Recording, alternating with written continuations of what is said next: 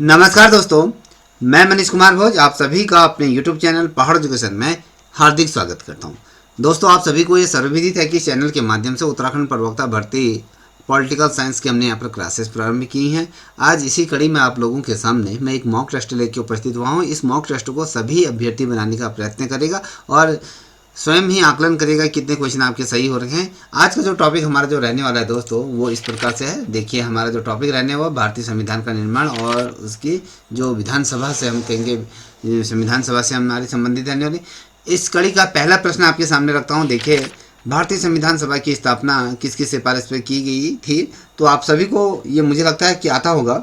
यहाँ पर cabinet mission योजना या माउंटबेटन योजना या क्रिप्स मिशन या फिर भारतीय स्वतंत्रता संग्राम जो अधिनियम था 1947, क्या इसके आधार पर? तो आई थिंक मुझे लगता है कि आप लोगों ने इसका आंसर पिक कर लिया होगा। ठीक है, आंसर पिक कर लिया होगा तो इसके बारे में थोड़ा सा विस्तार से हम बताने का प्रयत्न करूंगा।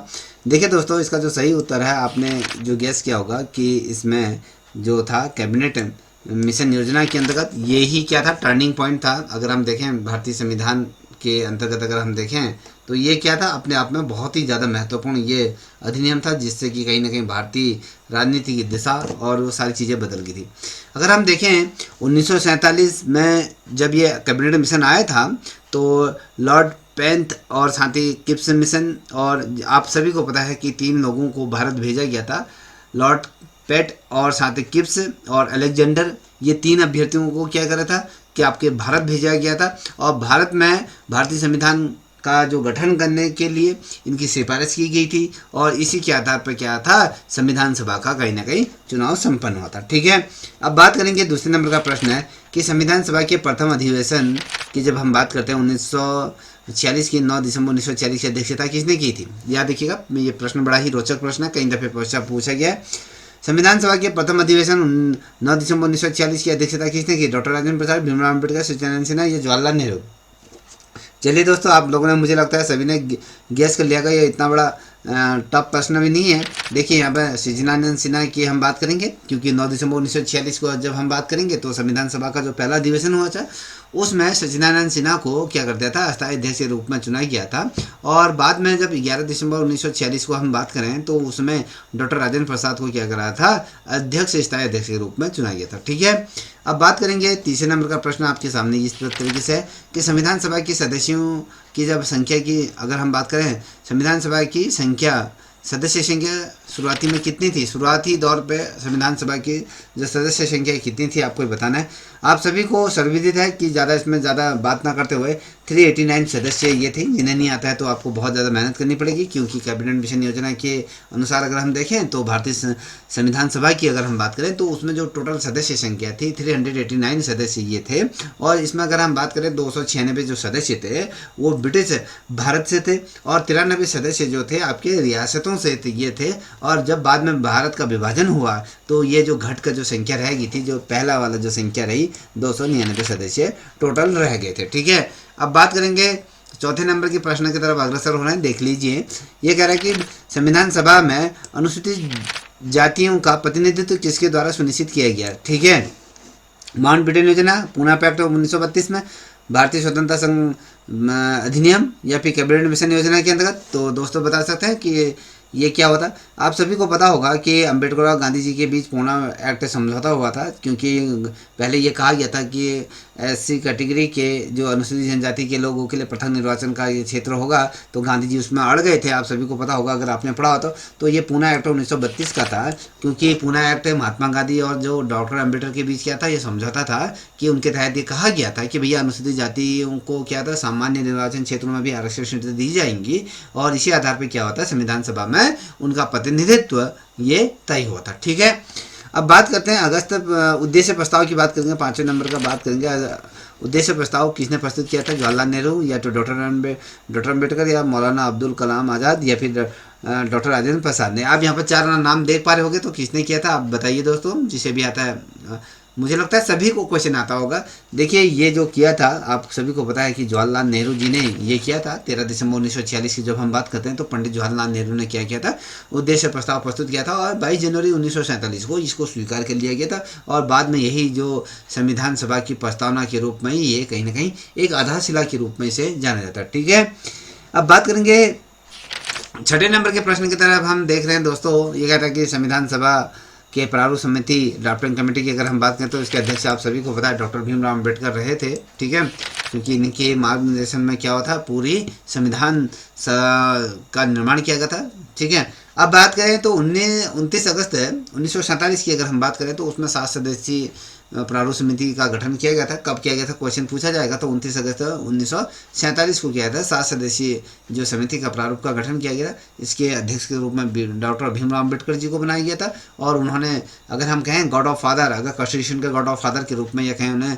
संविधान शिल्पकार के रूप में भी कहीं ना कहीं जाना जाता है। तो यह आता है, ठीक है, आर्किटेक्चर ऑफ क्या आता है कॉन्स्टिट्यूशन की हम बात करें तो इनके ही माना जाता है।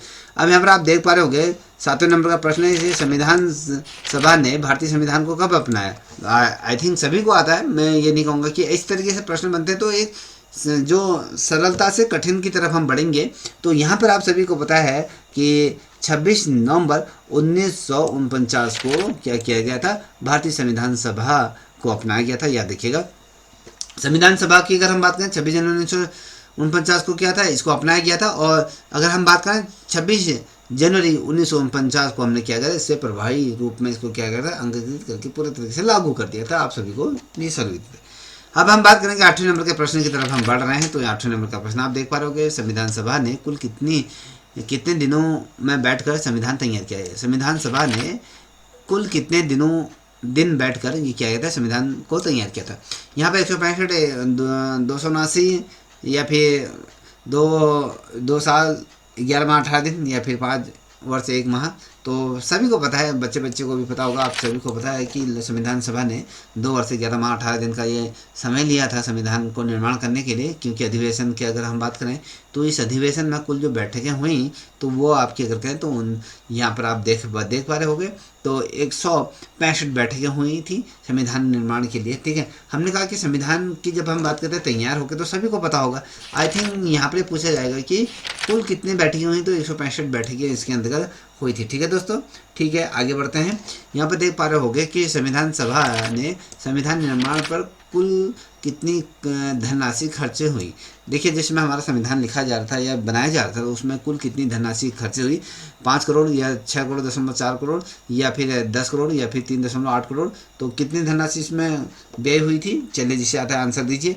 ठीक है, आंसर दे दिया होगा आप लोगों ने। तो यहाँ पर 6.4 करोड़ रुपये की क्या हुई थी, ये संविधान सभा के जब पूरा कार्य जब हुआ था तो उसमें जो खर्चा आया था इतना आया था, ठीक है। अब बात करेंगे 10वें नंबर के प्रश्न की तरफ अग्रसर हो रहे हैं। तो यहाँ पर आप देख पा रहे होंगे, कहता है कि संविधान सभा की आलोचना निम्न में से कौन सा तर्क नहीं दिया गया था, ठीक है। संविधान सभा की अवस्थित या संविधान की निर्वाचित नहीं थी, तो ये संविधान सभा का प्रतिनिधित्व आसान था या संविधान सभा पर कांग्रेस का प्रभुत्व था। तो दोस्तों इसका सही उत्तर क्या हो सकता था, इसका ऑप्शन अगर हम देखें तो आप सभी ने गैस कर लिया होगा, जिसे नहीं आता है तो उसको देख लीजिए। ये है आपका संविधान सभा अव्यवस्थित थी उस समय, पूरी तरीके से व्यवस्थित रूप में नहीं थी, अव्यवस्थित थी। क्योंकि संविधान सभा पर ये आलोचना की गई थी कि यार ये पूर्ण रूप से क्या था, लोकतांत्रिक नहीं थी, इसमें कांग्रेस का ही क्या था, प्रभुत्व था। और साथ ही जो अल्पसंख्यकों का जो प्रतिनिधित्व था उसमें कमज़ोर माना जाता था। और साथ ही अगर हम कहें, लेकिन ये भी कभी नहीं कहा गया था कि संविधान सभा क्या था, अव्यवस्थित थी। तो ये इस तरीके से स्टेटमेंट कभी नहीं दिया गया था, ठीक है। अब हम बात करेंगे 11 नंबर के प्रश्न की तरफ अग्रसर हो रहे हैं। 11 नंबर का प्रश्न आप देख पा रहे होंगे, ये कहता है कि संविधान सभा के स्थायी अध्यक्ष के रूप में आप सभी को पता है डॉक्टर राजेंद्र प्रसाद को ये चुना गया था। 11 दिसंबर 1946 को किया गया था, डॉक्टर राजेंद्र प्रसाद को स्थायी सदस्य के रूप में चुना गया था और भारत के वो पहले राष्ट्रपति के रूप में नियुक्त हुए थे, ठीक है। अब यहाँ पर आप देख पा रहे होंगे कि संविधान सभा की उपाध्यक्ष कौन थी, तो आपको बताना है कौन थी इसमें से। यहाँ पर एनी बेसेंट, सरोजिनी नायडू या हंसा मेहता या सरोजिनी रानी, तो कौन सी थी ये बता सकते हैं दोस्तों। तो इसका जो सही उत्तर है ये यहाँ पर आप देख पा रहे होंगे, ठीक है। अब यहाँ पर जो इसका सही उत्तर है, आप यहाँ पर कह सकते हो कि सरोजिनी नायडू, यह सही उत्तर हंसा मेहता नहीं, जबकि यहाँ पर अगर हम देखें तो यहाँ पर डी सरोजिनी रानी ये थी। अब यहाँ पर देखिए कि अलग अलग चीज़ें यहाँ पर देखने को मिलती हैं। कहीं पर आपको ये सही जानकारी अगर यहाँ पर कहें तो संविधान सभा की जो उपाध्यक्ष के रूप में SC मुखर्जी और V वेंकट जो थे कृष्णाचारी ये थे, क्योंकि अगर हम देखें संविधान सभा में उपाध्यक्ष के रूप में एस.सी. मुखर्जी जो बंगाल और साथ ही वी.टी. जो कृष्णाचारी मद्रास से थे, तो बेसिकली ये तमाम चीज़ें देखें। तो इसमें से अगर हम देखें तो इसमें कन्फ्यूज हो जाते हैं। तो यहाँ पर कोई हंसा मेहता, यहाँ पर सरोजिनी रानी कहा जाता है, तो ये उपाध्यक्ष के रूप में मैंने आपको बता दिया था कौन थे। अब यहाँ पर आप देख पा रहे ड्राफ्टिंग कमेटी की अगर बात करें तो संविधान सभा की मसौदा जो तैयार किया गया था वो कितने सदस्यों ने किया था, आप सभी को पता है, वो 7 सदस्य उसमें थे। मगर आप देखोगे ड्राफ्टिंग कमेटी में 7 सदस्य थे। डॉक्टर भीमराव अम्बेडकर अध्यक्ष थे, एन.सी. गोपालाचारी अय्यर थे, आलदी कृष्ण स्वामी थे, और मुंशी ए.के. मुंशी थे, अब्दुल सैदुल्ला और साथ ही बी.एस. मित्तल थे, और साथ ही डी.पी. खेतान, ये क्या थे, ये 7 सदस्य थे। अब प्रारूप समिति का गठन किस दिन हुआ था ये आपको बताना है दोस्तों। यहाँ पर 4 ऑप्शन दिए हुए हैं, आप इसमें से पिक कर लीजिए। 26 जून 1940, 29 अगस्त 1941, 26 नवंबर 1940, 15 अगस्त 1947। तो दोस्तों इसका सही उत्तर क्या होता है, तो इसका जो सही उत्तर है वो option B as a right answer है। 29 अगस्त 1947 को क्या हुआ था, प्रारूप समिति का गठन किया गया था। इस समिति ने किया था संविधान का मसौदा पूरी तरीके से तैयार किया था। ठीक है, 15 नंबर के क्वेश्चन की तरफ बढ़ रहे हैं। ये कहता है कि संविधान सभा के उद्देश्य प्रस्ताव को संविधान की किस इकाई में स्थान मिला।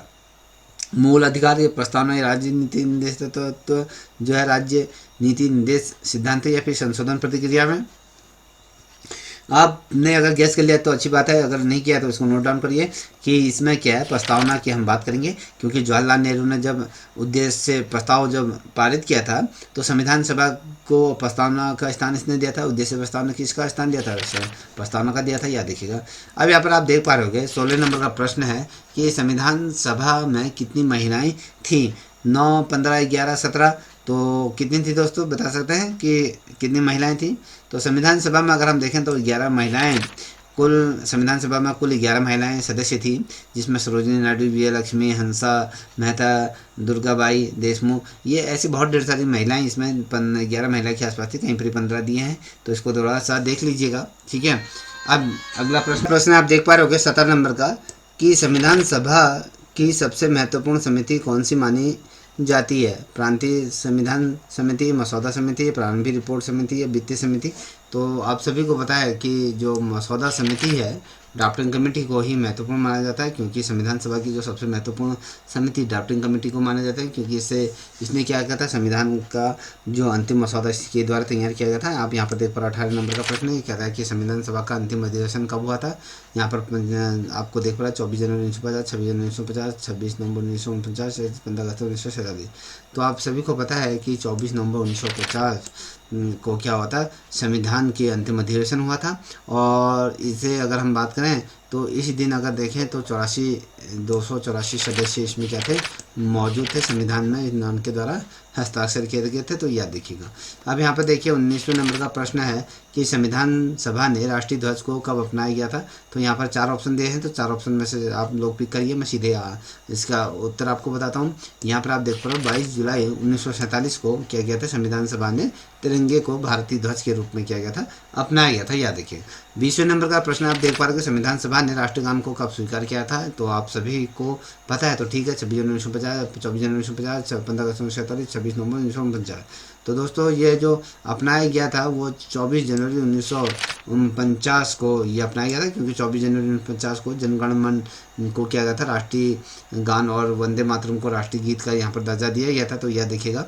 ठीक है, अब यहाँ पर बात करेंगे 21 नंबर का प्रश्न है कि संविधान सभा ने भारत के पहले राष्ट्रपति का चुनाव कब किया था। तो यहाँ पर आप देख पा रहे होंगे 15 अगस्त 1947, 26 जनवरी 1950 या 24 जनवरी 1950, 26 नवंबर 1949। तो बता सकते हैं कि ये चुनाव कब हुआ था। तो दोस्तों ये जो चुनाव हुआ था तो 24 जनवरी 1950 को क्या किया गया था, ये चुनाव किया गया था, जिसमें डॉक्टर राजेंद्र प्रसाद को पहले भारत के राष्ट्रपति के रूप में चुना गया था। अब 22वें नंबर का प्रश्न आप देख पा रहे होंगे, संविधान सभा का गठन किस प्रकार से हुआ था, प्रत्यक्ष या नियुक्ति द्वारा या नामांकन द्वारा। तो आप बता सकते हैं। तो ये जो गठन किया गया था वो अप्रत्यक्ष तौर पर किया गया था, क्योंकि संविधान सभा के सदस्य क्या थे, प्रांतीय विधानसभाओं से निर्वाचित सदस्यों द्वारा अप्रत्यक्ष रूप से यहाँ पर चुने गए थे, क्योंकि ठीक है। तो यहाँ पर आप 23वें नंबर का प्रश्न देख पा रहे होगे कि संविधान सभा में किसके सदस्य सबसे अधिक थे, कांग्रेस, मुस्लिम लीग या फिर हिंदू सभा या स्वतंत्र पार्टी के सबसे अधिक सदस्यों की बात कर रहे हैं। तो इसमें सबसे अधिक सदस्य कांग्रेस के ही थे, क्योंकि संविधान सभा में जो कांग्रेस को उस समय क्या था, पूर्ण रूप से बहुमत प्राप्त था, क्योंकि मुस्लिम लीग के अधिकांश जो सदस्य थे उस समय उन्होंने संविधान सभा का क्या किया था, बहिष्कार किया था, याद रखिएगा। 24वें नंबर का प्रश्न है कि संविधान सभा के किस सदस्य ने कहा था कि संविधान चाहे जितना अच्छा हो, यदि उसे लागू करने वाले अच्छे नहीं है तो ये बुरा ही साबित होगा। डॉक्टर राजेंद्र प्रसाद, डॉक्टर अम्बेडकर या फिर जवाहरलाल नेहरू या गोविंद वल्लभ पंत। किसके द्वारा किया था, ये अम्बेडकर के शब्द थे कि इन्होंने संविधान सभा में ये कहा था कि संविधान हमारा कितना ही क्यों ना अच्छा हो, कितना ही हो, अगर उसे लागू करने वाले लोग अच्छे नहीं हैं तो वो बुरा ही होगा। ठीक है, ये अम्बेडकर जी के शब्द थे। ठीक है, अब यहाँ पर आप देख पा रहे हो कि संविधान सभा की कितनी समितियाँ थी, तो यहाँ पर आप बता सकते हैं संविधान सभा की कितनी समितियाँ थीं, तो बता सकते हैं कि किसी को अगर पता है तो बताइए।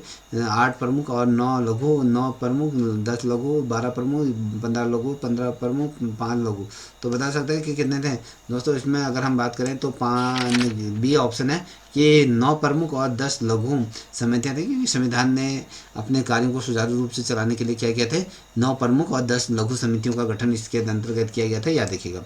26वें नंबर का प्रश्न आप देख पा रहे होंगे, ये कहता है कि संविधान सभा के नियम और कार्य प्रणाली समिति के अध्यक्ष कौन थे उस समय, डॉक्टर राजेंद्र अम्बेडकर, जवाहरलाल नेहरू या गोविंद वल्लभ पंत। तो बता सकते हैं कि इसके कौन थे। देखिए दोस्तों, उसमें डॉक्टर राजेंद्र प्रसाद क्या थे, इसके कार्यप्रणाली के क्या थे, अध्यक्ष के रूप में थे। ठीक है, 27 नंबर का प्रश्न कि संविधान की प्रांतीय संविधान समितियों के अध्यक्ष थे, तो यहाँ डॉक्टर अम्बेडकर या फिर जवाहरलाल नेहरू या पट्टी सीतारामैया, तो बता सकते हैं तो ये भी आपके जवाहरलाल नेहरू थे, क्योंकि जवाहरलाल नेहरू की अगर हम बात करें तो ये इन्होंने किया गया था प्रांतीय जो संविधान समिति थे उनके अध्यक्ष के रूप में जवाहरलाल नेहरू को उसमें अध्यक्ष के रूप में चुना गया था। ठीक है, यहाँ पर आप देख पा रहे मौलिक अधिकारों पर सलाह देने के लिए बनी समिति के अध्यक्ष कौन थे, जो अब यहाँ पर देख पा रहे हो मौलिक अधिकारों को सलाह देने की समिति के रूप में जो बनाए गए थे अध्यक्ष, वो कौन थे, यहाँ पर सीतारामैया थे या कृपलानी थे, पटेल थे, मुखर्जी थे, तो आप बता सकते हैं दोस्तों कौन थे, जल्दी से आंसर दीजिए। देखिए ये जो थे जेसी कृपलानी जी थे, ठीक है, क्योंकि मौलिक अधिकार की समिति के अध्यक्ष के रूप में इनको चुना गया था। तो अब यहाँ पर 29वें नंबर का प्रश्न आप देख पा रहे होंगे, संविधान सभा में मौलिक अधिकारों का प्रारूप किस समिति ने तैयार किया था, तो आपको बताया प्रारूप समिति, सलाहकार समिति, संघ समिति या न्याय समिति। तो इसका जो सही उत्तर है, अगर आपने पिक कर लिया तो ये सलाहकार समिति ने क्या किया था, ये मौलिक अधिकारों का प्रारूप जो संविधान सभा की जो समिति थी सलाहकार समिति ने तैयार किया था, और जिसकी अध्यक्षता उस समय किया गया था जो वल्लभ भाई पटेल द्वारा उसकी अध्यक्षता की गई थी।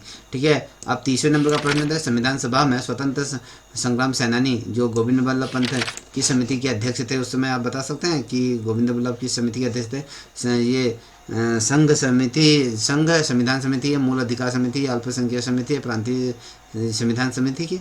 तो दोस्तों गोविंद वल्लभ पंत की अगर हम बात करें तो वो प्रांतीय संविधान समिति के क्या थे, अध्यक्ष के रूप में उस समय थे, क्योंकि जो उस समय ये तमाम चीज़ें थी। ठीक है, उसमें जो विषय चल रहा था संविधान निर्माण सभा का। ठीक है, अब यहाँ पर देखेंगे 31वें नंबर के प्रश्न की अगर हम बात करें तो यहाँ पर संविधान सभा के विधायी कार्यों के को किस नाम से जाना जाता था, उसमें विधायी कार्यों को किस रूप में जाना जाता था, अस्थायी संसद या अंतरिम विधानमंडल या केंद्रीय विधानसभा या कार्य परिषद की अगर हम बात करें तो आपको पता है कि उस समय जो कहा जाता था अस्थायी सदन के रूप में क्या था, क्योंकि 15 अगस्त 1947 के बाद क्या था संविधान सभा उसमें क्या थी, अस्थायी सदन के रूप में वो कार्य करती थी। और तब तक क्या थी 1952 में जब लोकसभा का जब गठन नहीं हो गया था तब तक ये तमाम चीज़ें अस्थायी के रूप में ही चली थी, याद रखिएगा।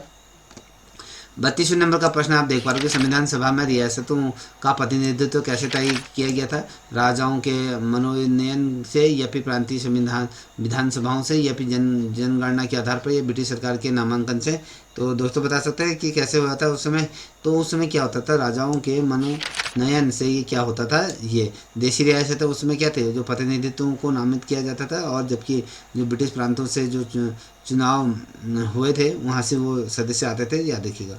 ठीक है, अब बात करेंगे यहाँ पे 33वें नंबर का प्रश्न, संविधान सभा का संवैधानिक सलाहकार कौन था, BN राव थे, खैतान थे या गोपाल स्वामी या मुंशी जी थे। तो इसके अगर हम कहें तो BN राव ये थे, क्योंकि VN राव क्या थे, संविधान सभा के संवैधानिक सलाहकार के रूप में उनको नियुक्त किया गया था और विभिन्न देशों के संविधान का अध्ययन कर उन्होंने प्रारूप तैयार किया, उसे प्रारूप तैयार करने में उन्होंने क्या कहते हैं सहायता प्रदान की थी। 34वें नंबर की अगर बात करें तो यहाँ पर आप देख पा रहे हो कि संविधान सभा ने कितने अनुच्छेदों पर विचार विमर्श किया था, 315, 365, 395, 398।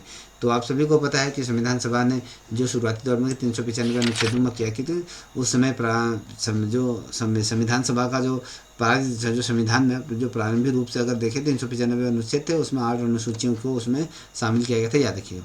35वें नंबर का प्रश्न आप देख पा रहे होंगे, कहता है कि संविधान सभा कांग्रेस का प्रभुत्वशाली अंग थी, यह आलोचना किसने की थी। यहाँ पर आप देख पा रहे होंगे 4 ऑप्शन, तो कृष्णमाचारी थे या वेले थे या ग्रिशनबर्ग थे या किप्स थे।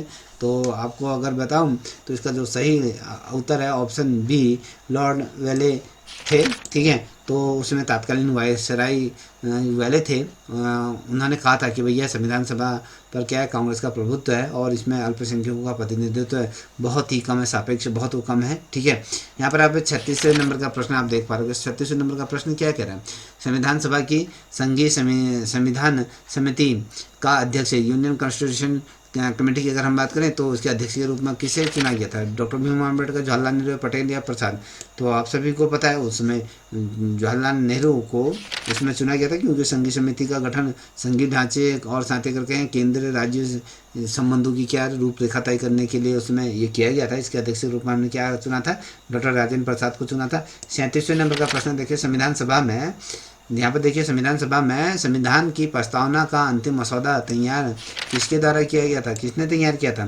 तो मौलिक अधिकार समिति ने, प्रारूप समिति, या प्रस्तावना या किसके द्वारा किया था। आप सभी को ये पता होगा कि भैया प्रारूप समिति ने ही तैयार किया था, क्योंकि प्रारूप समिति की प्रस्तावना का अंतिम स्वरूप उसने द्वारा दिया गया था। हालांकि इसका जो मूल आधार उसमें जो था कि जो उद्देश्य प्रस्ताव था नेहरू का, उससे था, ठीक है। अब यहाँ पर देखिए 38वें नंबर का प्रश्न है कि संविधान सभा ने किस देश के संविधान से प्रस्तावना का विचार मुख्य रूप से लिया था, फ्रांस, आयरलैंड या ऑस्ट्रेलिया या अमेरिका।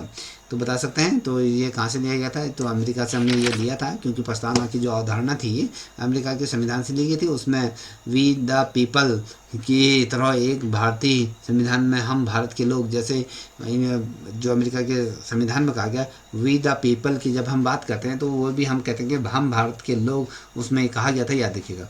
अब 39 नंबर का प्रश्न है कि संविधान सभा कि ये संविधान निर्माण से संबंधित प्रमुख बहसें किस भाषा में हुई थी, अंग्रेजी या हिंदी दोनों में, या प्रांतीय भाषाओं में। तो बता सकते हैं किस भाषाओं में हुई थी। तो दोस्तों आपको बता दूं अंग्रेजी और हिंदी दोनों भाषाओं में उसमें हुई थी, क्योंकि संविधान की जिसमें कार्रवाई हुई थी हिंदी और अंग्रेजी दोनों भाषाएं उसमें चलती थी, क्योंकि उसमें सभी जो प्रांतीय सदस्यों की भागीदारी उसमें सुनिश्चित होती थी। तो इसलिए दोनों भाषाओं में क्या होती थी, बहस होती थी, ठीक है।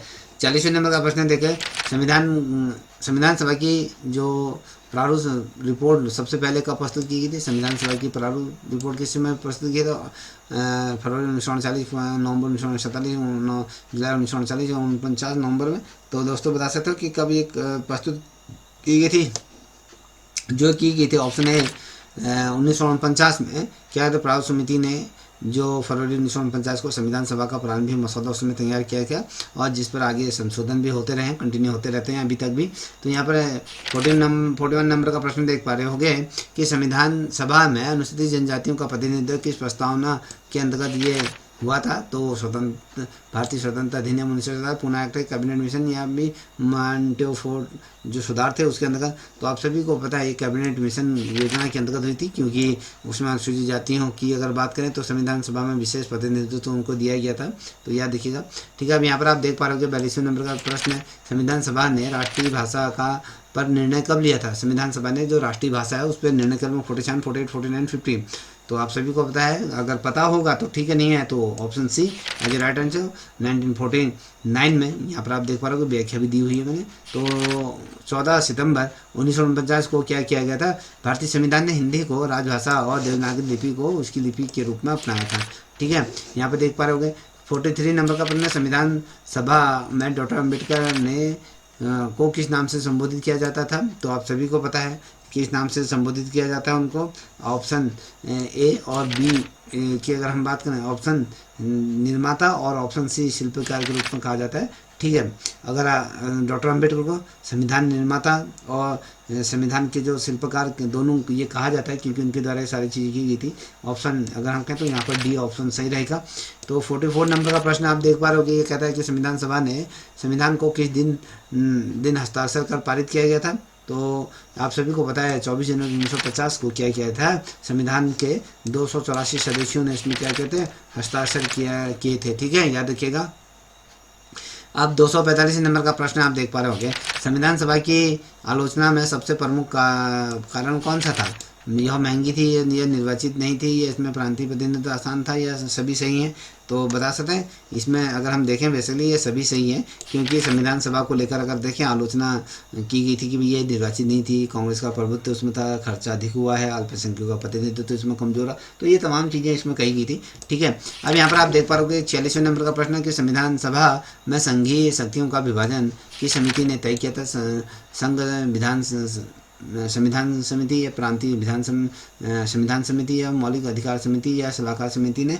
तो उस समय अगर हम बात करें दोस्तों, तो ये संघ संविधान समिति ने उस समय किया गया था, संघीय शक्तियों का विभाजन किया गया था, क्योंकि संघ और राज्यों के बीच जो शक्तियों का विभाजन का प्रारूप किया था संघ संविधान समिति ने उस समय तैयार किया था, याद रखिएगा। ठीक है, अब बात करेंगे 47 नंबर का प्रश्न। ये यहाँ पर आप देखो संविधान सभा की स्थापना कब हुई थी, आपको ये पता है, सभी को पता होगा। साल था 1946 में, क्योंकि संविधान सभा के जिसमें 1946 में कैबिनेट मिशन की जब सिफारिश हुई थी, तो पहली बार 9 दिसंबर 1946 को उसकी बैठक हुई थी, याद रखिएगा। ठीक है, अब यहाँ पर आप देख पा रहे हो ये संविधान सभा के उपाध्यक्ष कौन थे।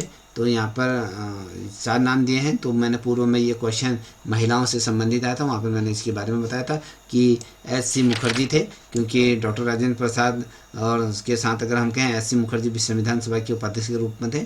ठीक है, अब बात करेंगे अगले प्रश्न की तरफ बढ़ रहे हैं दोस्तों। तो यहाँ पर देख पा रहे हो 49 नंबर का प्रश्न है, क्या कहता है, संविधान सभा की प्रारूप समिति में किसकी मृत्यु के बाद टी.सी. कृष्णमाचारी को स्थान मिला।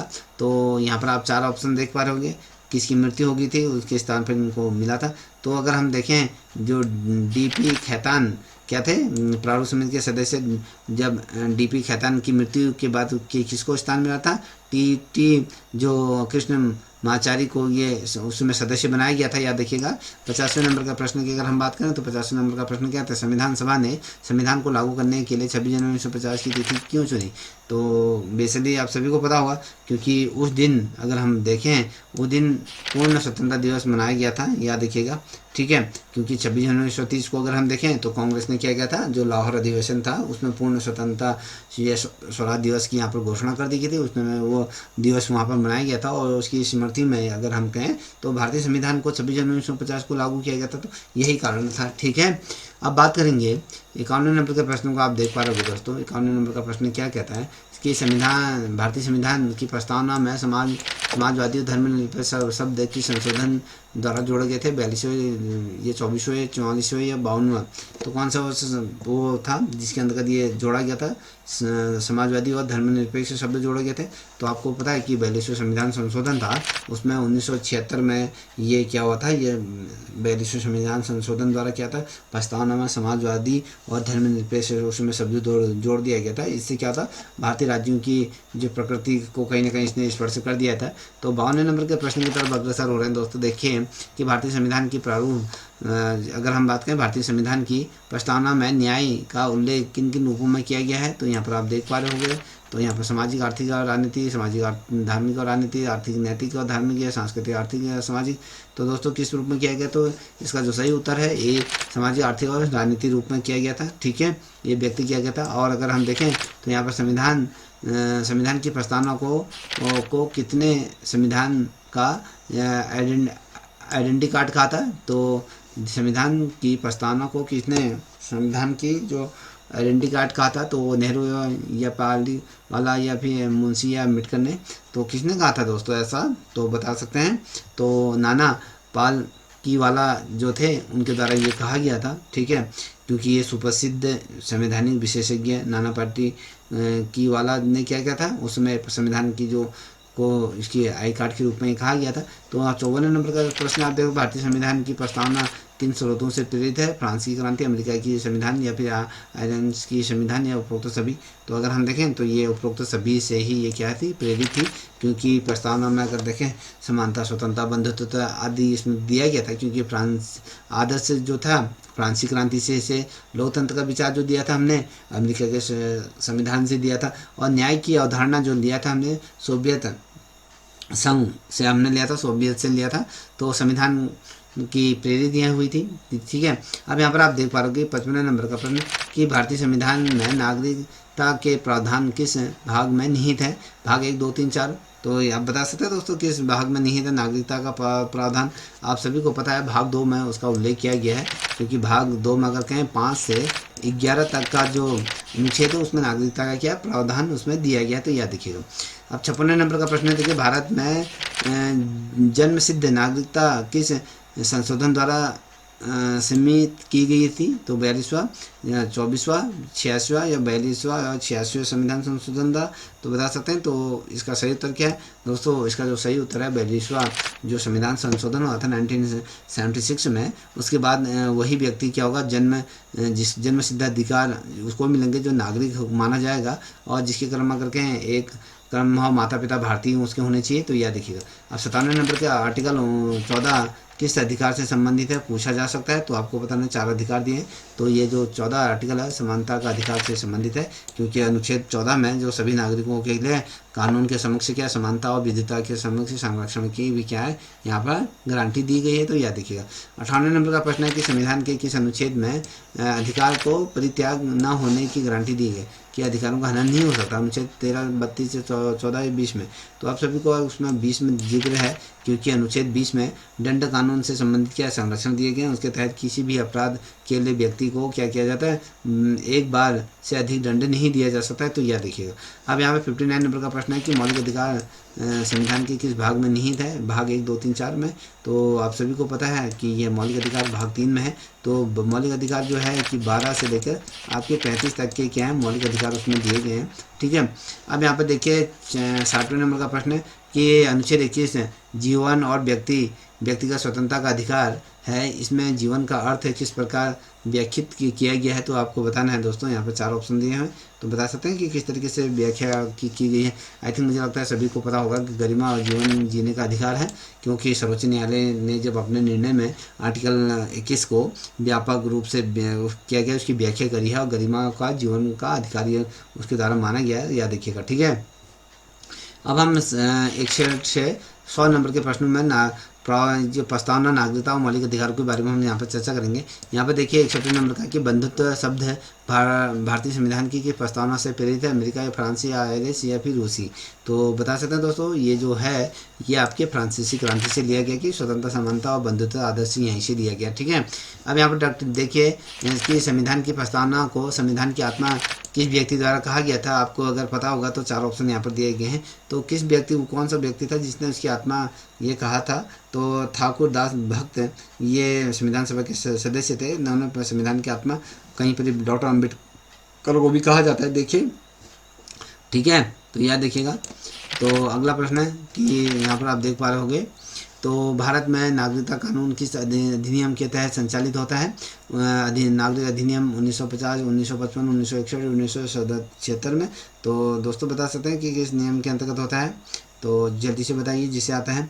तो ये 1955 के अंतर्गत होता है, क्योंकि नागरिक अधिनियम 1955 के तहत अगर देखें भारत में नागरिकों के प्रावधान जैसे जन्म, वंश, पंजीकरण और प्राकृतिक कारणों से या समावेशी निर्धारित उसमें किया जाता है। तो इस तरीके से आपको पता होना चाहिए। 64 नंबर का प्रश्न आप देख पा रहे होंगे, ये कहता है कि भारतीय संविधान में दोहरी नागरिकता की अगर बात करें तो उसकी व्याख्या किसके लिए की गई है? तो सभी भारतीय के नागरिकों के लिए, विदेशी नागरिकों के लिए, भारत और बांग्लादेश के नागरिकों के लिए, जम्मू कश्मीर के नागरिकों के लिए। तो दोस्तों इसमें अगर हम बात करें दोहरी नागरिकता की हम बात करें तो जम्मू कश्मीर के नागरिकों के लिए की गई है। तो जैसे आपको ये भी सर्विस थे कि जो जम्मू कश्मीर के जो लोग हैं उनके लिए क्या है, नागरिकों के लिए क्या क्या आर्टिकल 370 की जब हम बात करें पूर्व प्रावधान अगर के आधार पर अगर कहें 2019 में क्या होता है, इससे पहले क्या था जम्मू कश्मीर में 370 का था, विशेष रूप में दर्जा दिया गया था। 2019 के बाद इसे खारिज कर दिया गया था, और वहाँ के नागरिकों के पास में भारतीय नागरिकता के साथ राज्य की भी अलग अलग पहचान हुआ करती थी। तो 2019 में ये अधिकार को हटा दिया गया था, जो ये 370 धारा थी इसे हटा दिया गया। ठीक है, अब यहाँ पर देखिए 65वें नंबर का प्रश्न आप देख पा रहे हो। 65वें नंबर का प्रश्न क्या कहता है कि अनुच्छेद 15 किस अधिकार से संबंधित है। तो 15 अगर कहें तो आप सभी को पता है कि कौन सा होगा। यहाँ पर 4 ऑप्शन है, तो इसका सही उत्तर है समान अवसर का अधिकार है, क्योंकि आर्टिकल 15 में धर्म, जाति, लिंग, जन्म स्थान आदि के आधार पर क्या भेदभाव को नहीं रखते हुए क्या गया, समान अवसर सभी को सुनिश्चित किए जाएंगे, ये कहा गया। अब आर्टिकल 16 में किस संबंध में ये किया गया, आर्टिकल 16 क्या कहता है। तो आर्टिकल 16 के अगर आपने पढ़ा होगा तो आर्टिकल 16 क्या कहता है, सार्वजनिक जो रोजगार में समान अवसर दिए जाएंगे, चाहे वो किसी भी जाति धर्म से आता है तो उनको सभी को समान अवसर उसमें दिए जाएंगे। अब यहाँ पर देखिए 67 नंबर का पे किस अनुच्छेद में अधिकारों का ह्रास ना होने की गारंटी दी गई है, 12, 13, 14 या 19। तो कौन सा कि आपकी जो अधिकार उनका ह्रास नहीं होगा। तो ये 13 में कहा जाता है कि यदि कोई कानून आपके मौलिक अधिकारों का उल्लंघन करता है तो वो क्या करता है, असंवैधानिक रूप से वो शून्य हो जाएगा। इस तरीके से कहा है। एविस का रीड का प्रयोग कब हुआ था, ये बता सकते हैं कि कब किया जाता है। तो मुझे लगता है आई थिंक आप सभी को पता होगा। इसमें क्या कहा था, किसी भी व्यक्ति की अवैध हिरासत से मुक्ति पर ही किया जाता है, क्योंकि तुम शरीर से प्रस्तुत तुम क्या कहते हैं उसको, अगर देखें तुम शरीर प्रस्तुत करो यह अवैध रूप से हिरासत में लिए गए व्यक्ति के लिए रिहाई के लिए ये तमाम चीज़ उसमें की गई थी। ठीक है। अभी आप 69 नंबर का प्रश्न देख पा रहे हो, मौलिक अधिकार किस संविधान से प्रेरित है। तो यहाँ पर 4 ऑप्शन दिए हैं, तो आप बता सकते हैं किस संविधान से प्रेरित है। आप सभी को मौलिक अधिकार, मैंने कहा कि अमेरिका के संविधान से ये लिया गया है। बिल ऑफ द राइट की अगर हम बात करें तो ये अमेरिका के संविधान से लिया गया। आप देखिए 97 नंबर का प्रश्न अगर कहें तो यहाँ पर आप देखिए किस अनुच्छेद में वाक और अभिव्यक्ति की स्वतंत्रता का प्रावधान दिया गया है। तो यहाँ पर आप अगर देखोगे 4 ऑप्शन 14, 15, 19 या फिर 21, तो इसका जो सही उत्तर है 19(1) का ए ये है। भारतीय नागरिकों के कर्तव्य और अभिव्यक्ति की स्वतंत्रता का यह अधिकार इसमें देता है, तो यह देखिएगा। अब 71वें नंबर का प्रश्न देखिए, अनुच्छेद 19 कितने प्रकार की स्वतंत्रता का उल्लेख करता है। 4, 6, 7, 9। तो कितने प्रकार का उल्लेख करता है। तो दोस्तों ये 6 प्रकार के अधिकारों का क्या करता है, उल्लेख करता है। जैसे कि अगर अभिव्यक्ति, संगठन बनाने की, अवमानना की, निवास का, व्यवसाय की स्वतंत्रता, ये 6 प्रकार की वो चीज़ें देते हैं। यहाँ पर 72वें नंबर का प्रश्न देखिए, संविधान का आर्टिकल 21(a) किस पर आधारित है। आई थिंक सभी को पता होगा, 86वां जो संविधान संशोधन हुआ था तो 2002 में हुआ था। उसमें अगर हम कहें तो यहाँ पर अगर कहें तो आपका जो शिक्षा का अधिकार कि हम कहेंगे कि 6 से लेकर जो 14 वर्ष के बच्चे थे उनको निःशुल्क शिक्षा का मौलिक अधिकार दिया गया था। ठीक है। अब यहाँ पर 73 नंबर का प्रश्न है, अनुच्छेद 23 किस अधिकार से संबंधित है। तो यहाँ पर आप बता सकते हैं, तो यहाँ पर किस अधिकार से संबंधित है। तो आर्टिकल 23 कहता है कि मानव तस्करी और बंधुत्व मजदूरी पर निरपेक्ष है, तो ये है। ठीक है, याद रखिएगा ये प्रतिबंध है। तो 24वां आर्टिकल है वो किस विषय से संबंधित बता सकते हैं कि 4 ऑप्शन दिए हैं आपके, समानता, बाल श्रम या धार्मिक या स्वतंत्रता या शिक्षा का अधिकार। तो किस 24वां कौन सा क्या कहता है। तो 24वां कहता है कि बाल श्रम निषेध है। अगर आर्टिकल 24वां कहता है कि 14 वर्ष से कम आयु के अगर बच्चों को खतरनाक उद्योगों में अगर काम कराया जाएगा तो उसको रोका जाएगा, वो संविधान के खिलाफ है। ठीक है। आप 75वें नंबर का प्रश्न देखिए, धर्म की स्वतंत्रता का अधिकार संविधान के किस आर्टिकल में ये दिया गया है। तो आपको बताना है धर्म की स्वतंत्रता का अधिकार। तो यहाँ पर अगर हम देखें तो 19, 21, 25 तो 28 या फिर 32। तो दोस्तों धर्म की स्वतंत्रता की बात है 25 तो 28 की हम बात करेंगे तो यहाँ पर धार्मिक स्वतंत्रता का अधिकार उसमें निहित किया गया है।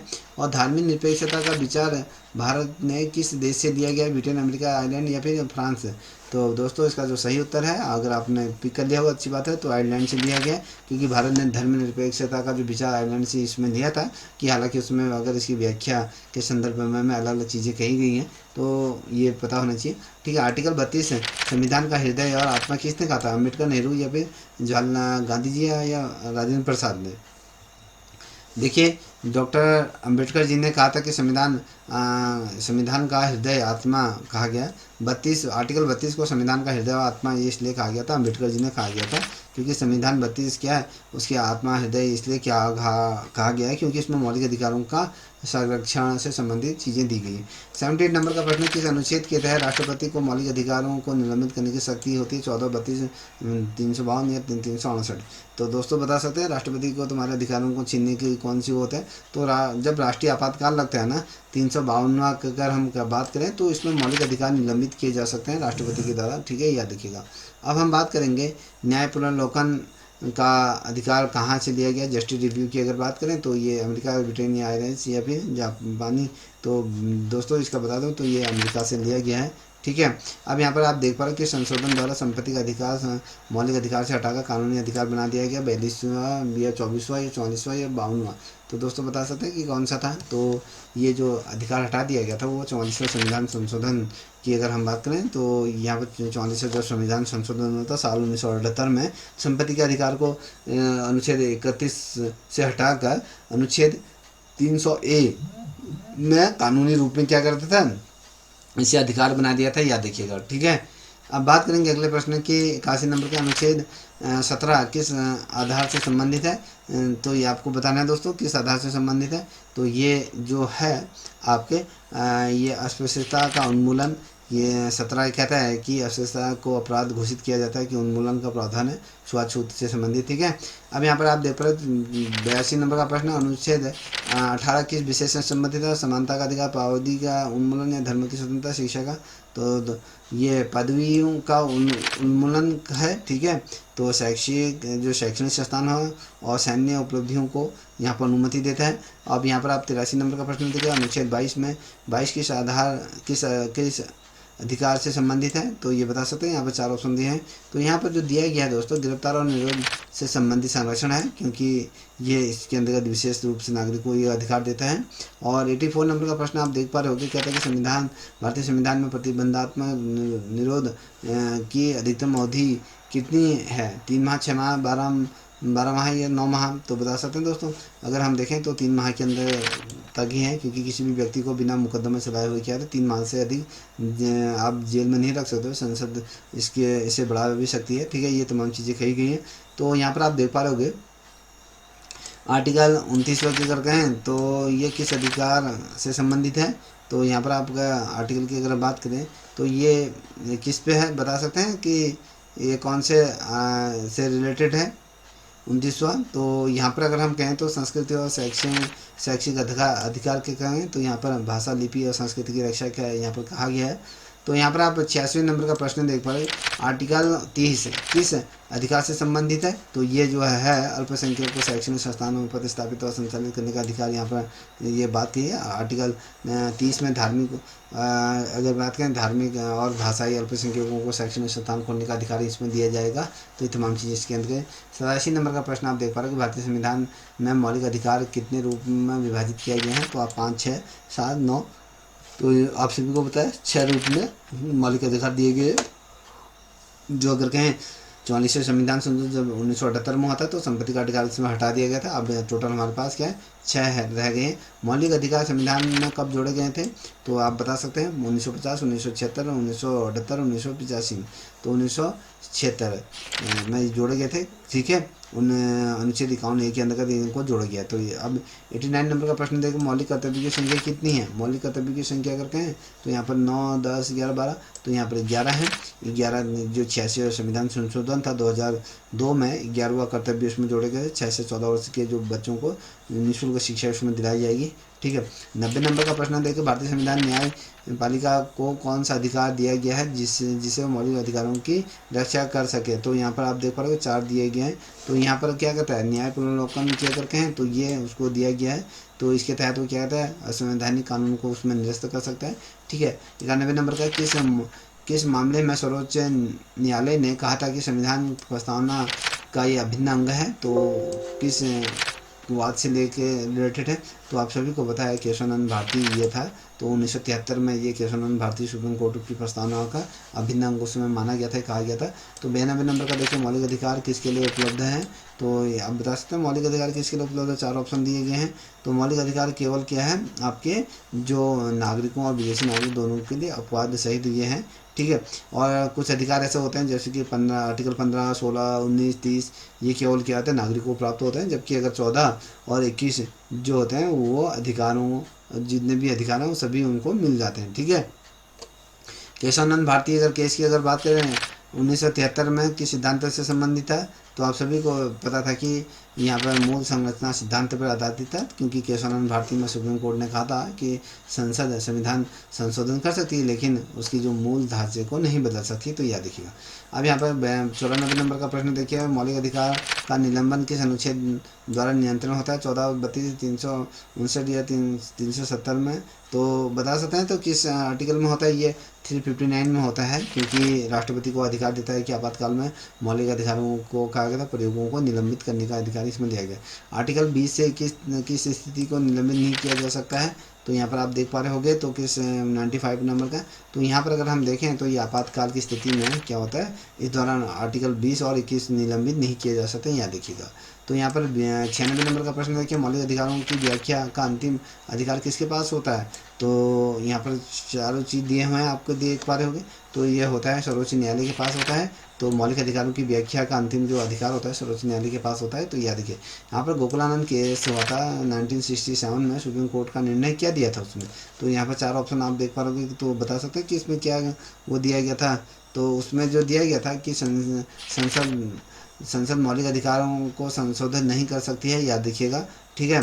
तो उसमें जो गोकुलानाथ केस हुआ था उस सुप्रीम कोर्ट में, उसमें स्पष्ट तौर पर संसद को यह अधिकार नहीं है कि वो जो मौलिक अधिकार को संशोधित कर सकती है। तो उसमें ये तमाम चीज़ें कहेंगे। तो यहाँ पर आप 98 नंबर का प्रश्न देखिए, सुप्रीम कोर्ट ने किस निर्णय में कहा गया था संविधान की प्रस्तावना संविधान का अभिन्न अंग है?